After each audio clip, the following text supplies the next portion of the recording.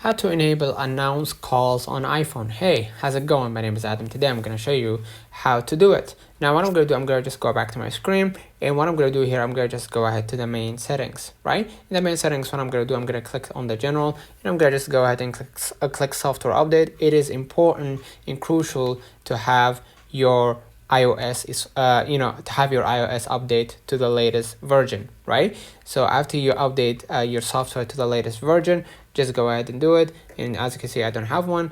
Just scroll a little bit down right here in the main settings, click the phone, and you're gonna see allow phone to access, and you're gonna see right here announce call or announce calls. So what you're gonna do, you're gonna just enable it by clicking always at the top right here, and basically that's it. After you click always, you're gonna receive the announce calls right here. Let me know in the comments if this video helped you. Don't forget to like and subscribe.